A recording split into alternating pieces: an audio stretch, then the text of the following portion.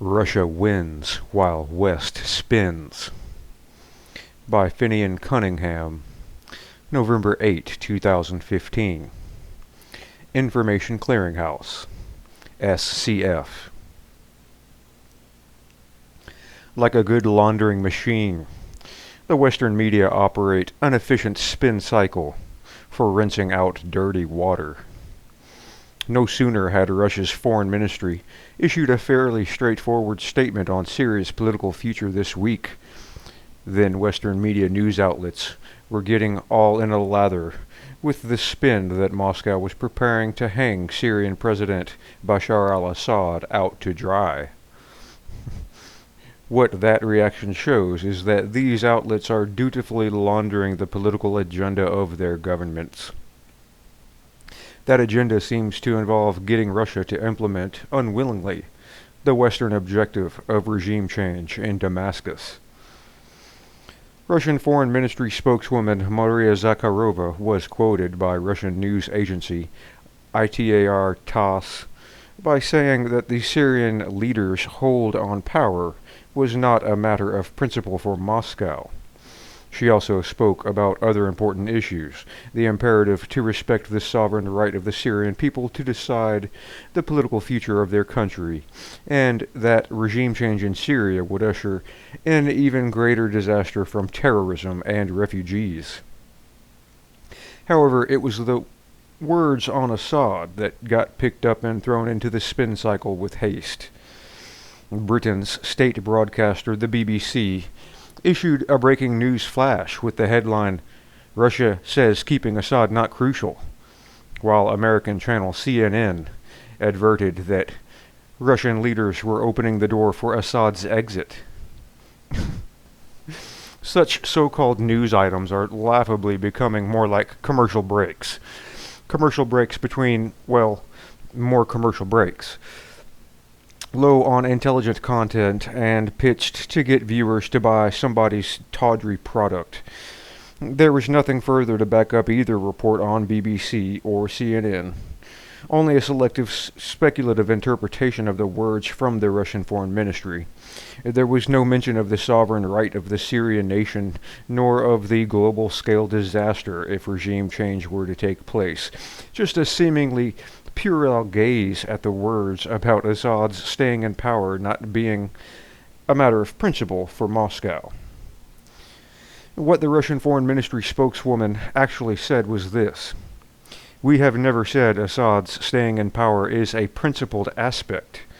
We are saying that the change of regime in Syria could cause a disaster, not only on a local or even regional scale, but with account for that problem with refugees that we have now, this could become a big black hole." Russia had already warned about Western media juggling with its words over Syria, and in particular on attempts to willfully distort its policy. Following the Vienna summit last weekend on Syria, there was Western speculation that Moscow had tacitly agreed to Assad relinquishing power. Russian Foreign Minister Sergei Lavrov sternly dismissed then what he called were rumors. "I heard that the rumors are being spread already that it has been or will be agreed that Assad will step down in some period of time. This is not the case," said Lavrov. If Western media were to provide a journalistic service instead of laundering their government's political agenda, then they might have reported that Russia's position is rightly centered on the sovereignty of Syria and on the defeat of foreign-backed terrorism in that country. That Moscow is saying that the question of Bashar al-Assad staying in power or not is not a matter of principle, is simply stating that Russia does not view the Syrian leader as a lifelong president. Assad's presidency will be subject to the democratic will of the people, which is the all-important sovereign point. What is so controversial or enigmatic about stating that? Nothing, unless there is a mischievous will to misconstrue. Put another way, if Russia had said instead that Assad staying in power was a matter of principle for Moscow, then the Western media would no doubt have gone into double spin mode and claimed that the Kremlin was dictating that the Syrian leader must remain in presidential office forever, regardless of the will of the electorate. One can imagine the headlines in that scenario: Putin lays down law to Syrian people, and so on. Of course, Western media spinning is hardly new, and the consequences of the latest dash to misinterpret will, no doubt, be as fleeting as a soapy bubble. But the alacrity with which Western media outlets operated on the issue is instructive. As argued in a previous column, what appears to be the underlying purpose of Washington and its allies in the recently convened so-called peace talks over Syria is that these powers are seeking their illicit objective of regime change by alternative means. The talks are decidedly less about seeking peace or conflict resolution, as Western media advertise, quoting Western government leaders at face value. Russia's military operation in Syria to protect the state and its sovereignty from foreign orchestrated mercenary terror groups has dealt a devastating blow to Washington's covert military agenda of regime change. That agenda, instrumented by the deployment of mercenary terror groups, predates the outbreak of violence in Syria in March 2011 by several years, as uncovered by American journalist Seymour Hersh. Also as disclosed by former French Foreign Minister Roland Dumas, as well as leaked U.S. diplomatic cables indicate from as early as 2009. Washington and its allies are now being compelled to use a political means to achieve what they couldn't otherwise pull off by covert military means, because of Vladimir Putin's bold intervention in Syria beginning on September 30. Recall, too, that U.S. Secretary of State John Kerry demanded last month with typical haughtiness for Russia to bring Assad to the negotiating table. Not that there is much to discuss as far as Washington, London, or Paris are concerned. Assad has to go, in their arrogant view, sooner or later. By going into so-called diplomacy mode, as opposed to covert terrorist supporting mode, what the Western imperial overlords expect is for Russia to comply with a political framework concocted in order to push Assad from power. That modus operandi is a negation of Syrian sovereignty, of course, and Russia is much too intelligent to be hoodwinked by these Western charlatans. Nevertheless, we can expect all sorts of chicanery and inducements from the West to inveigle Russia into, in effect, acceding to its regime change agenda. Notably, John Kerry appeared to be angling for such concessions from Russia this week when he said that the United States would consider cooperating militarily with Moscow against the Islamic State terror group in return for progress on the issue of political transitions in Syria. Talk about too little too late.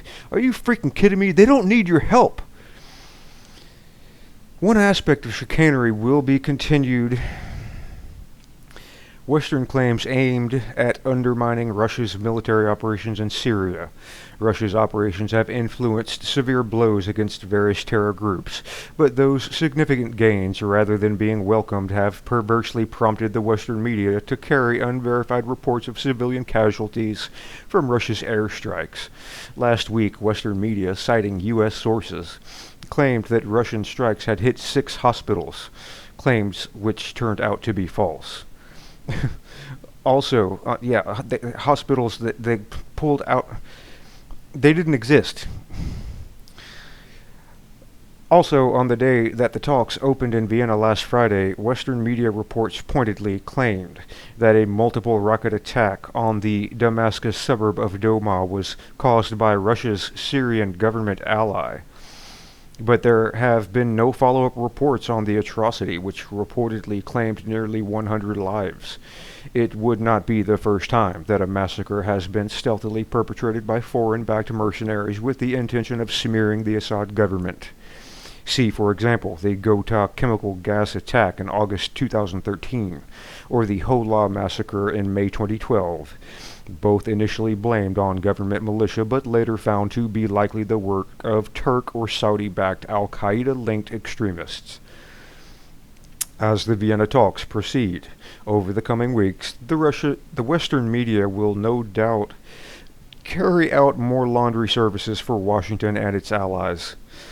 High on the list will be attempts to misrepresent Russia's political position on Syria with a view to cajoling Moscow into cutting off Syria's Assad. Western governments and their complicit media have so corrupted international law over the past 2 decades and more, from criminal interventions in Afghanistan, Iraq, Libya, Syria, and Ukraine, among other countries, that they no longer know the meaning of principle. They only think of price. Everybody and everything can be bought for a price, is their debased view. Or as the Irish playwright Oscar Wilde once said, they know the price of everything, but the value of nothing. Russia, by contrast, has conducted its policy on Syria with principle and integrity. It is standing by the sovereign right of the Syrian people as international law obliges in that case. Western laundering and spinning of its foul articles will simply not wash. The world order, new rules or no rules. Speech of Russian President Vladimir Putin, given to audience at Valdai International Discussion Club XI-11 session on 24 October 2014 in Sochi City. Putin tells everyone exactly who created ISIS.